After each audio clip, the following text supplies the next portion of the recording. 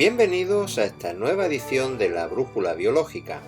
En este segundo capítulo vamos a tratar sobre el agua como fuente de vida, el agua como molécula fundamental de los seres vivos. Vayamos ahora con los saberes básicos relacionados con este tema.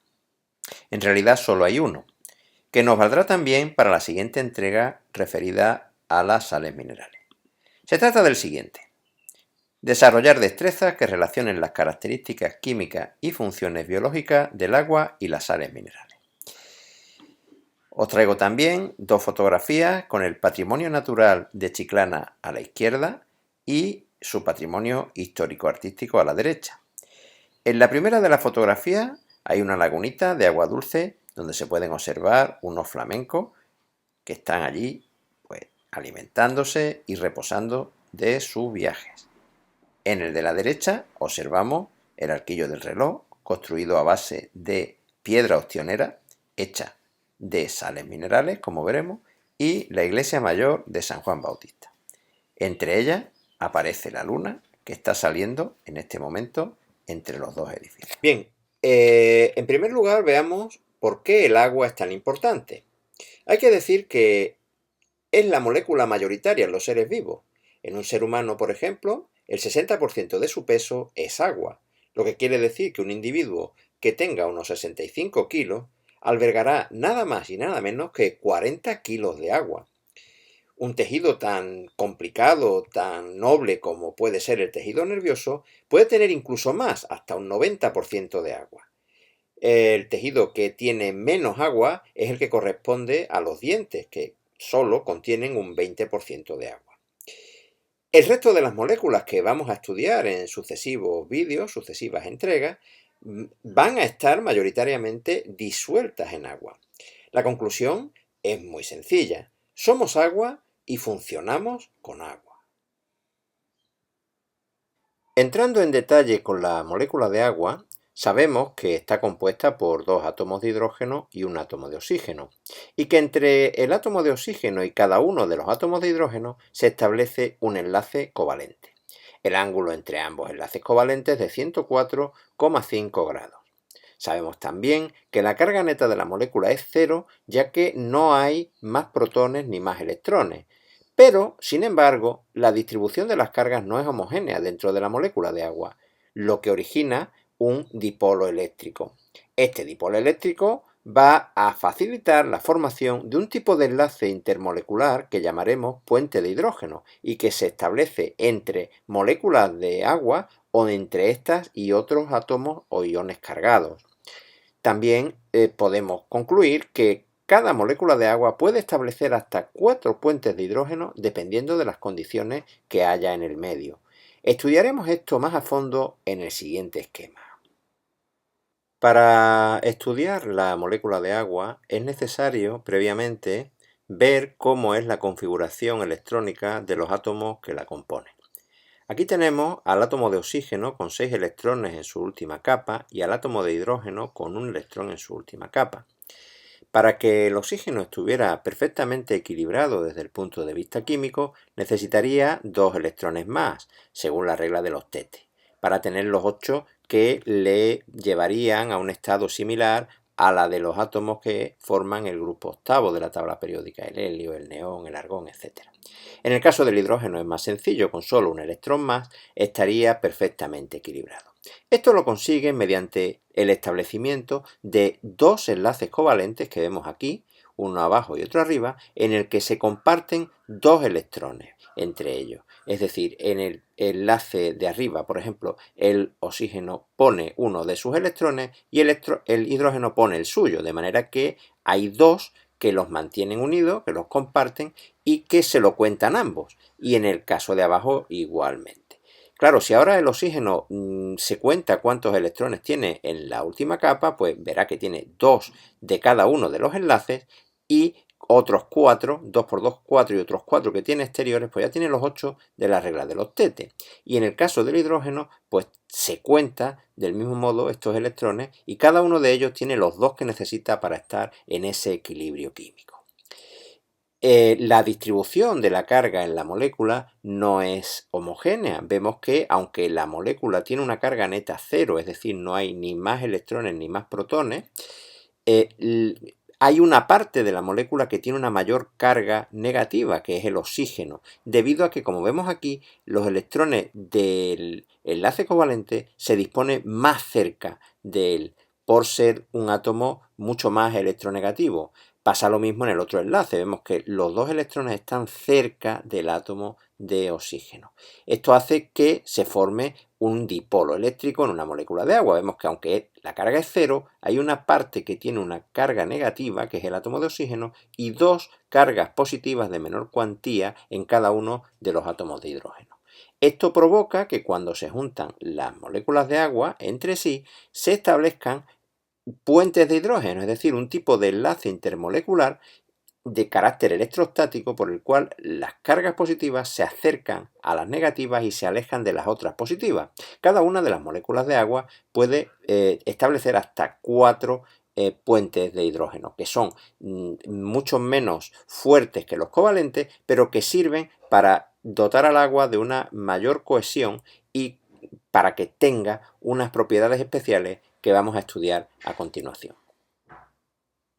Aquí tenéis un listado con las principales propiedades del agua, unas referidas al calor, otras referidas a su densidad, a su tensión superficial o algunas de sus propiedades químicas. Veámoslas pormenorizadamente. Comenzaremos con el calor específico, el elevado calor específico que tiene el agua. Creo que lo mejor es hacerse estas preguntas que tenéis aquí en la pantalla, tratar de responderlas y después justificarlas a partir de esta propiedad. ¿Qué pensáis? ¿Por qué subirá la temperatura más en 1 litro de aceite que en 1 litro de agua si se calientan al mismo tiempo con el mismo fuego?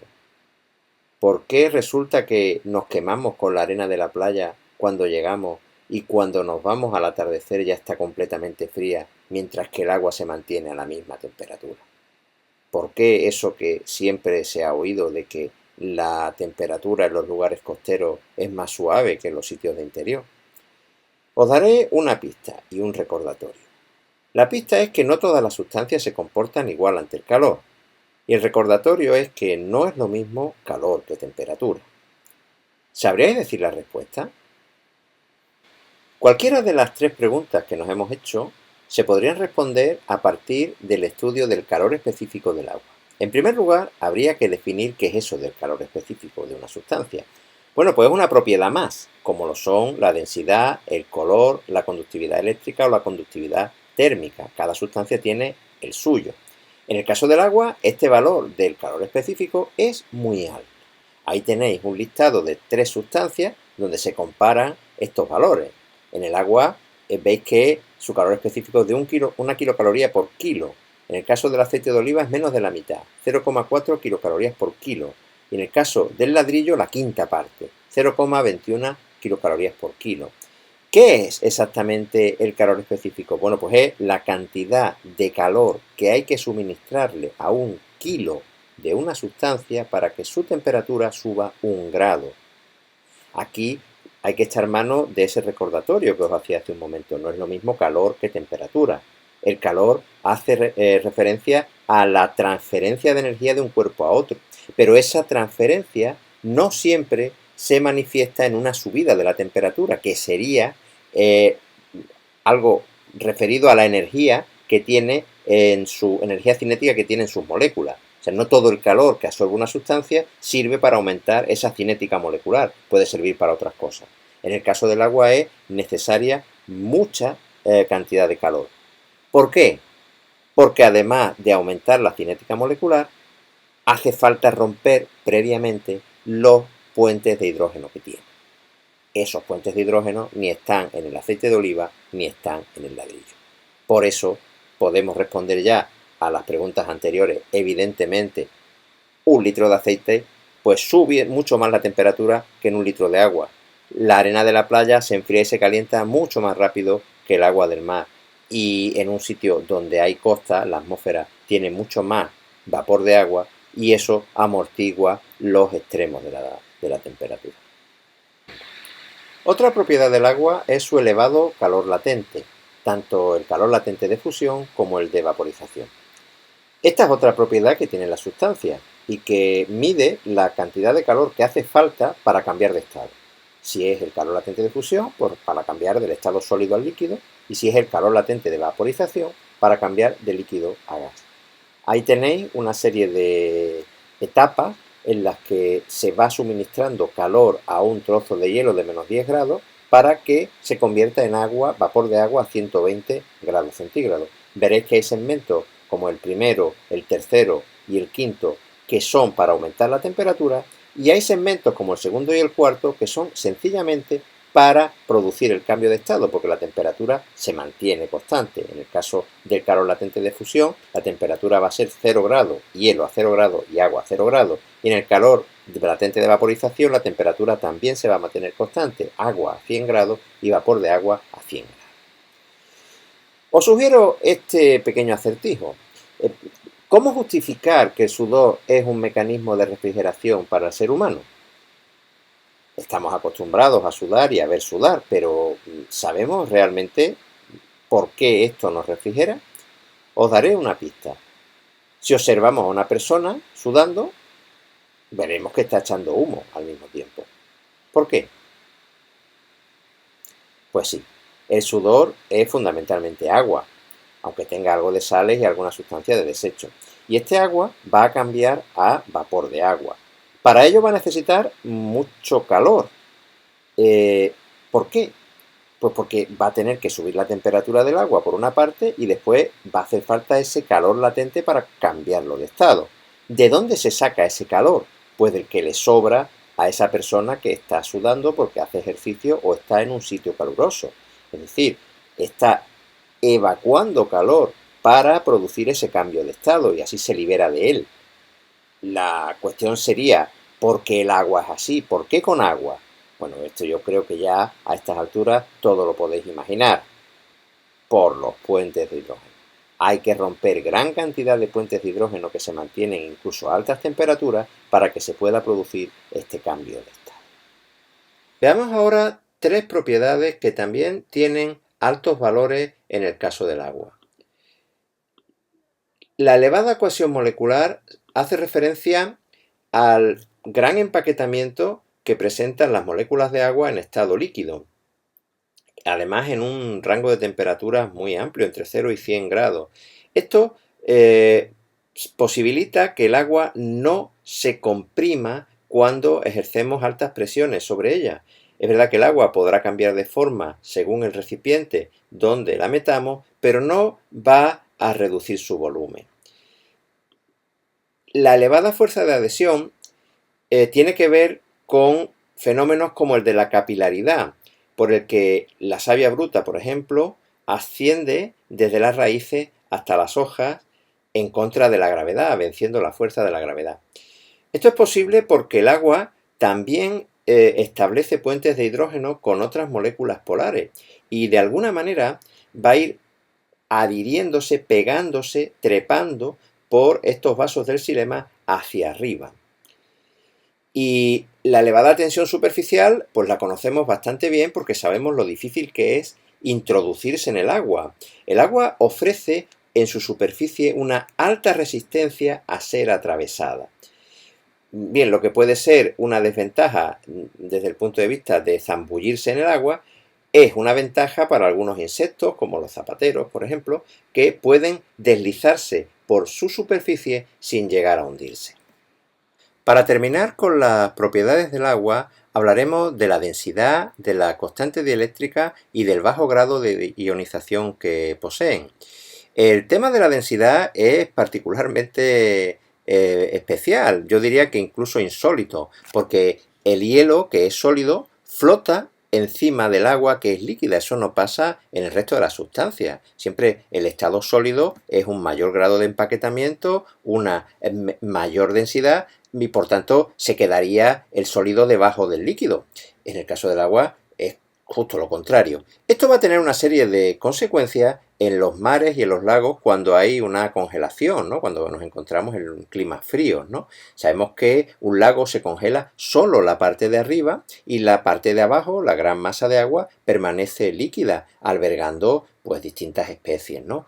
También pasa lo mismo en el océano. Imaginemos cómo sería si se congelara por completo y lo que costaría que eso después se descongelara, ¿no? Al mismo tiempo, el que permanezca el océano líquido debajo de la capa sólida es posible que las corrientes termohalinas sigan distribuyendo el calor por el planeta. Eso es muy importante desde el punto de vista climático. La elevada constante dieléctrica se refiere a la capacidad que tiene el agua para destruir determinadas moléculas que son o tienen enlace iónico. Pensemos en las sales. Al ser un dipolo eléctrico, el agua es capaz de atraer, por ejemplo, a los iones de cloro o a los de sodio del cloro sódico. Y no solamente de sacarlos de la red cristalina, sino de envolverlos y disolverlos, ¿no? En ese fenómeno que llamamos solvatación iónica. En cuanto al bajo grado de ionización del agua, hay que considerar que el agua se disocia muy poco, como vemos en esta reacción y en su producto iónico, apenas 10 elevado a menos 14, una cantidad muy pequeña. Eso equivale a que la concentración de hidrogeniones y la concentración de iones OH es de 10 elevado a menos 7 cada uno. Esto constituiría lo que denominamos un pH neutro, algo que es muy importante mantener en los diferentes medios de los seres vivos, ya sea la sangre, ya sea la linfa, ya sea el aeroplasma o el líquido intersticial. Recordemos que el pH es una medida de la acidez y se define como el logaritmo negativo de la concentración de hidrogeniones. Si el pH está entre 1 y 7, es decir, está por debajo de 7, hablamos de un pH ácido. Esto se debe a que la concentración de hidrogeniones es mayor de 10 elevado a menos 7. Aquí puede haber un poco de confusión porque, claro, vemos que 10 elevado a menos 7, ser mayor de estos tendría un pH ácido y sin embargo hablamos de un pH entre 1 y 7. ¿Por qué es esto? Bueno, es muy sencillo. Hay que considerar solamente que 10 elevado a menos 6 es mayor que 10 elevado a menos 7 y 10 elevado a menos 5 mayor que 10 elevado a menos 6. Por el otro lado, los pH básicos son aquellos que tienen una concentración de hidrogeniones menor que la de 10 elevado a menos 7, pues 10 elevado a menos 8 o 10 elevado a menos 9, etc. Claro, el pH en ese caso pues estaría entre 7 y 14. Finalicemos esta entrega reflexionando un poco sobre la importancia biológica que tiene el agua en los organismos vivos. Comencemos por su gran capacidad de disolución. El agua es el disolvente universal y esto tiene como consecuencia que numerosas sustancias puedan ser transportadas dentro de la célula o dentro del propio organismo de un punto a otro por esta propiedad. Del mismo modo, la función metabólica hace que el agua no solamente sea el lugar donde ocurren las reacciones del metabolismo, sino que también es el agente, actúa como reaccionante y resulta como producto de muchas de estas reacciones químicas. Debido a los puentes de hidrógeno que establecen las moléculas de agua, hace falta mucha cantidad de calor para que su temperatura aumente. Esto es de mucha importancia para mantener la temperatura dentro de unos límites en los organismos vivos, así como para suavizar el clima en lugares costeros o para refrigerar algunos organismos con el sudor. La elevada cohesión molecular que tiene hace que sea muy incompresible, o sea que no se pueda comprimir, que no pueda reducir su volumen aunque la presionemos mucho. Esto se utiliza, por ejemplo, en algunas articulaciones como la rodilla, donde el líquido sinovial que está ahí entre los dos huesos hace posible que ante un salto pues no se rocen estos huesos. Esto es muy importante para ello. En cuanto a la función estructural, esta es evidente, por ejemplo, en el esqueleto hidrostático de una lombriz de tierra que le permite moverse, o en las células oclusivas de una hoja donde el estoma se va a abrir y se va a cerrar para que entren o salgan los gases correspondientes. Por último, tenemos el hecho de que el agua es más densa en estado líquido que en estado sólido. Eso hace que cuando hay un clima muy frío y se congelan los océanos, solo lo hacen en la parte superficial. Y eso hace posible que la vida continúe en el interior y también hace posible que se distribuya el calor por el planeta a través de las corrientes oceánicas. Bien, pues hasta aquí esta entrega de hoy dedicada al agua como fuente de vida. Hablando de agua, os dejo una fotografía con el atardecer en la playa de Santipetri de Chiclana. El sol parece una nave de fuego que se mete dentro del agua. Esto lo tendría difícil por una de las propiedades de las que hemos hablado. ¿Sabrías cuál? Me refiero, como habréis adivinado, a la tensión superficial del agua, propiedad que dificultaría que un objeto tan voluminoso atravesara la superficie líquida con facilidad, si tal hecho fuera posible, claro. Espero que os haya gustado y que los contenidos aquí tratados os sirvan para vuestra singladura por la biología de segundo de bachillerato. Dadle a un like para que el vídeo se posicione mejor y llegue a más gente. Suscribíos para que también os llegue a vosotros puntualmente cada una de las entregas que vayan saliendo. Hasta la semana que viene. Sed felices.